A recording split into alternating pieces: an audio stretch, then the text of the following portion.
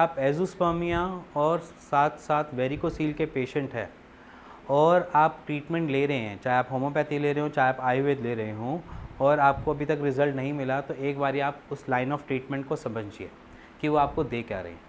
अगर वो आपको सिर्फ़ और सिर्फ एक वेरिकोसील का ट्रीटमेंट साथ में कर रहे हैं, ना उस पर आपके नील्स पम्प काउंट पे काम किया जा रहा है, तो उनसे पूछिए इन सब चीज़ों के बारे में। या फिर वो आपके सब नील्स पम्प काउंट पे काम कर रहे हैं, वेरिकोसील पे अभी नहीं जा रहे हैं, तो आप उनसे फिर भी पूछिए।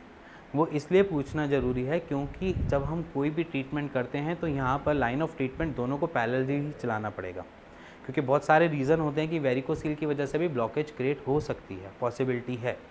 तो हम क्या करते हैं कि जो ब्लॉकेज होती है या जिस वजह से ब्लॉकेज हुई है उसके ऊपर भी हम काम करें, जिसकी वजह से नील्स पम्प काउंट ब्लॉकेज की वजह से ना हो। बहुत सारे पेशेंट्स हमारे पास आते हैं, मैं आपको उस रिपोर्ट्स बिफोर आफ्टर की दिखाऊंगा, जिनको सिर्फ और सिर्फ ब्लॉकेज की वजह से ही नील्स पम्प काउंट आ रहे थे। वो एकदम से ही 60 मिलियन हो जाते हैं, एकदम से ही 30 मिलियन एकदम पहली रिपोर्ट में आने स्टार्ट हो जाते हैं। वो इसलिए आते हैं क्योंकि ज़्यादातर बोले केसेस जो होते हैं वो ब्लॉकेज के होते हैं, क्योंकि अगर स्पर्मेटोजेनेसिस का प्रोसेस ना चल रहा होता है या मैच्योरेशन अरेस्ट के केसेस होते हैं, वहाँ पर हम देखते हैं कि पहले 3 महीने या 2 महीने या 3 महीने में जो हमें रिज़ल्ट मिलता है वो ऐसा मिलता है कि 3 मिलियन, 4 मिलियन, 5 मिलियन, इससे ऊपर का रिज़ल्ट नहीं मिलता। जहाँ पर हम देखते हैं कि इस मंथ में 0 और नेक्स्ट मंथ में सीधा ही उन्होंने जंप कर ली 30 मिलियन की या 60 मिलियन की, वहाँ पर हमें आइडियली पता चलता है कि वो जो पेशेंट थे वो ब्लॉकेज के शिकार थे, जिसकी वजह से उनका जो स्पर्म काउंट है वो बाहर ही नहीं आ पा रहा था। बन तो रहा है बट निकल नहीं पा रहा। और बहुत सारे रीज़न होते हैं।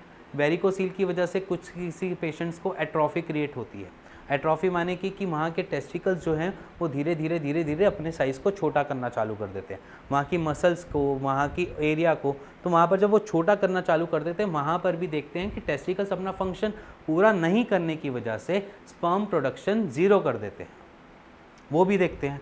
बट वो एट्रॉफी का केस बहुत लास्ट एंड में होता है, जिनको वेरिकोसील और एट्रॉफी हमें मिलती है। अगर मैं अपनी पूरी उसमें लाइफ में देखूं, अगर मैं पेशेंट देखता हूं तो मुश्किल से मैंने 5 या 6 पेशेंट देखे होंगे जिनको एट्रॉफी स्टार्ट हुई है या जिनको एट्रॉफी हुई, ठीक है। उससे पहले जो वेरिकोसील के पेशेंट पूरी लाइफ ऐसे ही काट जाते हैं, उनको दिक्कत नहीं होती। बट जो स्पर्म काउंट को निकलने का वे है, अगर वो फ्री नहीं मिलेगा उनको, तो वो आएंगे कैसे बाहर? चाहे वो वेरिकोसील अपनी इन्फ्लेमेशन की वजह से रोक रहा है उनका रास्ता, या कोई आपकी सिंपल सिस्ट भी उस रास्ते को रोक सकती है। क्योंकि हम देखते हैं कि कुछ पेशेंट के अंदर सिर्फ सिंपल सिस्ट आई भी होती है। सिंपल सिस्ट वो कैसी होती है कि अपर पोल की तरफ सिस्ट है, एपिडाइमल लेयर के ऊपर सिस्ट है, तो वो सिस्ट भी आपका उस वे का रास्ता रोक सकती है जहाँ से स्पर्म बाहर निकल सकता है। जैसे कि स्पर्मेटिकोड, अगर मैं आपको पूरा स्ट्रक्चर समझाऊंगा तो मे भी शायद आपको बहुत ज़्यादा कॉम्प्लेक्सिटी हो जाएगी कि इतना सारा कैसे। बट सिंपल भाषा में समझो, कोई भी आपकी पाइप जा रही है, पाइप का कोई भी रास्ता रोकेगा तो आगे पानी नहीं जाएगा, यही सिंपल सा रास्ता, साफ और क्लियर भाषा में। अगर मैंने वो रास्ता खोल दिया तो आपका स्पर्म भी बाहर आ जाएगा। ये हर केस में नहीं होता। अब मैं अपनी बात करूं या किसी और की बात करूं तो मैं उसमें ये कहूँगा कि सबका जो स्पर्म काउंट है वो सिर्फ वेरिकोसील नहीं रोक रहा, उसके पीछे अलग रीज़न होते हैं। जैसे कि आपका हाइपोगोनेडिज्म हो सकता है, या इसके साथ साथ हम देखते हैं कि पेशेंट में हाइपोगोनेडिज्म के साथ मैच्योरेशन अरेस्ट के केसेस होते हैं, टेस्टिकल्स डिसेंडेड होते हैं या फिर टेस्टिकल्स एब्सेंट ही होते हैं। ऐसे केसेस में वेरिकोसील अगर एक टेस्टिस में भी आ जाता है और नील स्पर्म काउंट आ रहा है, तो ज़रूरी नहीं है कि वो वेरिकोसील आपका ही रास्ता रोक रहा हो। मे बी शायद वो स्पर्म या वो जो प्रोसेस है, जो स्पर्मेटोजेनेसिस साइकिल है, वो शायद टेस्टिकल्स बना ही नहीं रहे।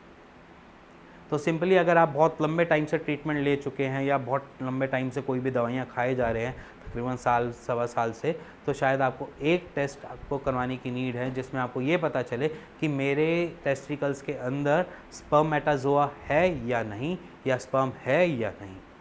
उसका टेस्ट होता है FNAC का टेस्ट, जो सिंपल है, सस्ता है, कोई महंगा नहीं है टेस्ट, जिसमें हम डॉक्टर्स रिकमेंड कर देते हैं बायोप्सी के लिए। अगर वैसे भी मैं सिंगल टेस्टिस के साथ वैसे भी मत खिलवाड़ करना, क्योंकि सिंगल टेस्टिस है तो आप बायोप्सी की तरफ मत जाना, क्योंकि थोड़ा कॉम्प्लेक्सिटी वाला हो जाता है, इन्फेक्शन होने के चांसेस होते हैं। वहाँ पर आप FNAC करवा लेना, और FNAC से आपको ये पता चल जाएगा कि टेस्टिस के अंदर स्पर्मेटाजोआ है या नहीं। या आपको कुछ भी नहीं समझ आ रहा तो आप ना FNAC करवाओ ना बायोप्सी करवाओ, सीधा जाओ, टेसा का एक प्रोसीजर होता है IVF का, वहाँ पर जाकर आप अपना ट्रीटमेंट के अंदर एनरोल कर सकते हैं। उसमें आपको ये भी पता चल जाएगा कि अंदर स्पर्म है या नहीं, और अगर है तो उससे एम्ब्रियोस तो बन सकते हैं, एज इन बाहर बनेंगे, या आप बाहर की तरह एक तरीके से टेस्ट ट्यूब बेबी की तरह बनेंगे, बट ऐसा बेबी तो कंसीव कर सकते हैं। और अगर आपको कुछ भी समझ नहीं आ रहा हो कि कहाँ से कैसे शुरुआत करें, तो आप मेरे को अपनी रिपोर्ट्स को नीचे दिए हुए नंबर पे सेंड कर सकते हैं और मेरी टीम से बात कर सकते हैं और उसका एक राइट सोल्यूशन ले सकते हैं। इसी के साथ साथ मिलेंगे नेक्स्ट वीडियो में नेक्स्ट टॉपिक पे। तब तक के लिए नमस्कार, सत श्री अकाल, आदाब।